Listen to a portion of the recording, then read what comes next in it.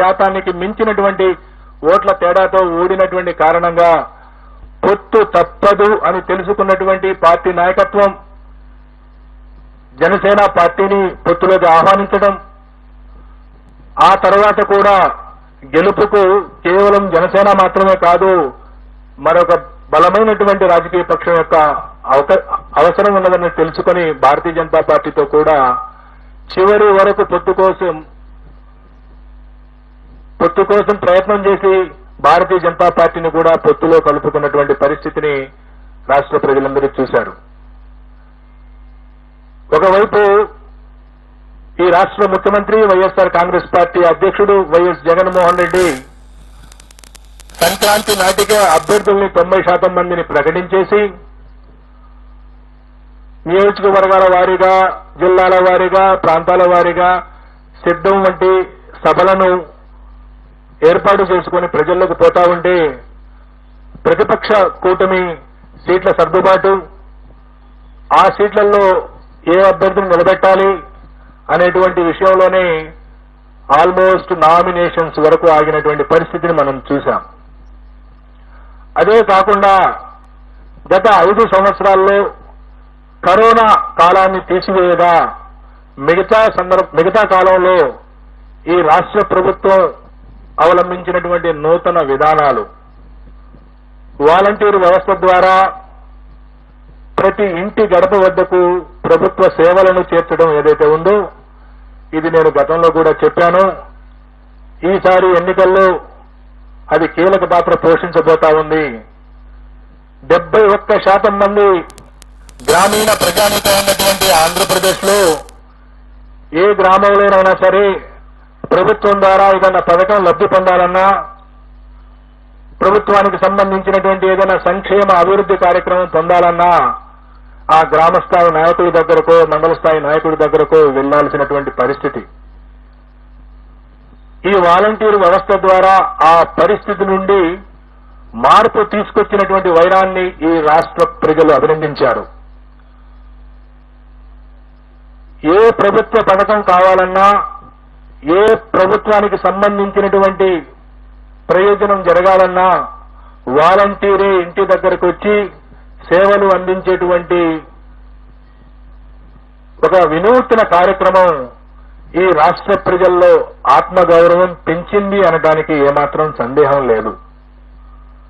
దానితో పాటు గతంలో ఉన్న 31 లక్షల పెన్షన్దారులను 64 లక్షలకు పెంచడం, గత ప్రభుత్వం కేవలం చివరి 2 నెలల్లో ఇచ్చినటువంటి 2,000 రూపాయలతో పోల్చుకుంటే ఈ 5 సంవత్సరాల పాటు 2,000 రూపాయల నుండి 3,000 రూపాయలకు పెన్షన్ ఇవ్వటం, దీంతో పాటు గ్రామ సచివాలయ వ్యవస్థ ద్వారా అనేక రకాల ప్రభుత్వ ప్రయోజనాలను మన గ్రామం వద్దకే తీసుకొచ్చారనేటువంటి భావన గ్రామీణ ప్రాంత ప్రజల్లో పెరగటం, వీటన్నిటికి మించి ప్రతి 2 నెలలకు 3 నెలలకు మహిళల ఖాతాల్లో ప్రభుత్వం జమ చేస్తున్నటువంటి వేలాది రూపాయలు గ్రామీణ ఆర్థిక వ్యవస్థ విషయంలో గ్రామీణ ప్రజానీకం ఆర్థికంగా వారికి వెసులుబాటు కల్పించే విషయంలో ఈ ప్రభుత్వం విజయం సాధించింది. ఈ ప్రభుత్వానికి సుమారుగా 56% మంది మహిళలు తిరిగి ఎన్నుకోవడానికి మొన్న ఓటు వేశారు.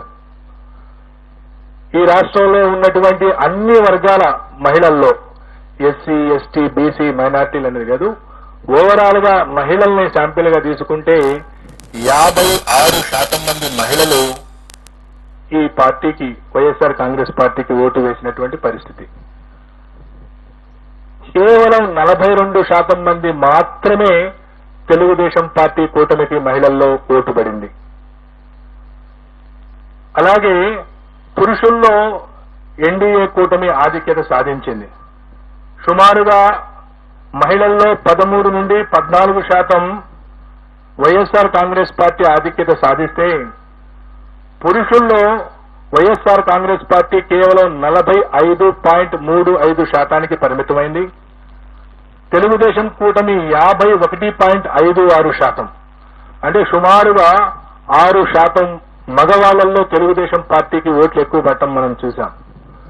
ఒకవైపు రాష్ట్రంలో మహిళల సంఖ్య ఎక్కువగా ఉండటం, మొన్న జరిగిన ఎన్నికల్లో 4,78,000 ఓట్లు, సుమారుగా 1.43% మంది మహిళలు పురుషుల కంటే అదనంగా ఓటు వేయటం, ఆ అదనంగా ఓటు వేసినటువంటి మహిళల్లో సుమారుగా 56% మంది వైఎస్ఆర్ కాంగ్రెస్ పార్టీకి ఓటు వేయడంతో పాటుగా వైఎస్ఆర్ కాంగ్రెస్ పార్టీకి వెన్నుదన్నుగా నిలిచినటువంటి ఎస్సీ, ఎస్టీ, మైనారిటీ వర్గాలతో పాటుగా ఈ గత 4 ఏళ్లుగా ఈ ప్రభుత్వం అనుసరించినటువంటి అనేక అభివృద్ధి, గ్రామీణ ప్రాంతాల్లో అభివృద్ధి, అలాగే సంక్షేమ కార్యక్రమాలు, డైరెక్ట్ బెనిఫిట్ స్కీమ్స్ కారణంగా బీసీలలో కూడా వైఎస్ఆర్ కాంగ్రెస్ పార్టీ గణనీయమైనటువంటి ఓట్లు సాధించింది. ఈ విధంగా తనకున్నటువంటి ఓటు బ్యాంకును కాపాడుకుంటూ కొత్తగా బీసీలలో ఓటు బ్యాంకుని చేర్చడం ద్వారా, మహిళల్లో తన ఓటు బ్యాంకును పెంచుకోవడం ద్వారా వైఎస్ఆర్ కాంగ్రెస్ పార్టీ ఈ రోజు తిరిగి రాష్ట్రంలో మరొకసారి అధికారంలోకి రాబోతా ఉంది. వైఎస్ఆర్ కాంగ్రెస్ పార్టీ ఆంధ్రప్రదేశ్ లో మే 13వ తేదీన జరిగినటువంటి ఎన్నికల్లో 49.41% ఓట్లను సాధించి 94 నుండి 104 అసెంబ్లీ స్థానాల్లో గెలవబోతా ఉంది. అలాగే తెలుగుదేశం పార్టీ కూటమి 47.55% ఓట్లను సాధించి కేవలం 71 నుండి 81 స్థానాలకు పరిమితం కాబోతా ఉంది. ఇతర పార్టీలు, ఇండిపెండెంట్ అభ్యర్థులు 3.04% ఓట్లకు పరిమితం కాబోతా ఉన్నాయి. సుమారుగా 2% ఓట్ల ఆధిక్యతతో తెలుగుదేశం పార్టీ కూటమి కంటే సుమారుగా 20-25 స్థానాల్లో వైఎస్ఆర్ కాంగ్రెస్ పార్టీ ఆధిక్యత సాధించి మరొకసారి ప్రభుత్వాన్ని ఏర్పాటు చేయబోతా ఉంది. అలాగే పార్లమెంటు విషయానికొస్తే ఆంధ్రప్రదేశ్ లో ఉన్నటువంటి 25 పార్లమెంటు స్థానాల్లో 48.29% ఓట్లను సాధించి వైఎస్ఆర్ కాంగ్రెస్ పార్టీ 13 నుండి 15 పార్లమెంటు స్థానాలను గెలవబోతా ఉంది. అలాగే తెలుగుదేశం కూటమి 47.68 ఓట్ల శాతాన్ని సాధించి 10 నుండి 12 పార్లమెంటు స్థానాల్ని గెలవనున్నది.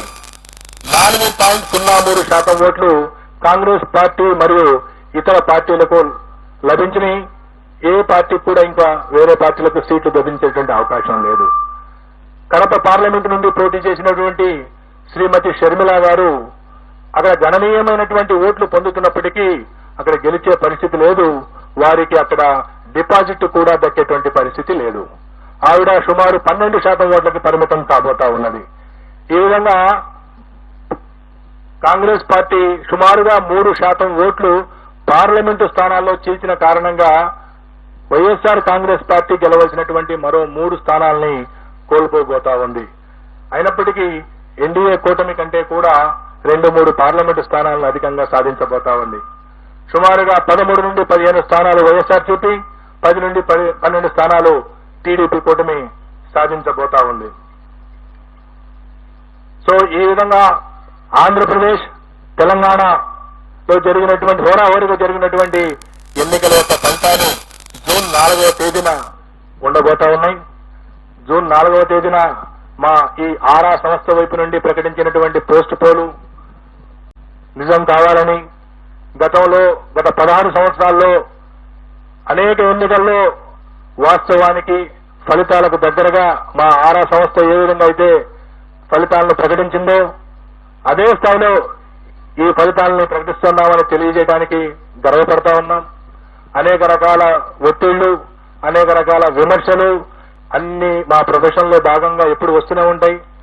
ఎప్పుడు కూడా ఎటువంటి ప్రభావాలకు లోను కాకుండా సంస్థను సంస్థగా మేము నమ్మినటువంటి వృత్తిని వృత్తిగా భావించి ఎన్ని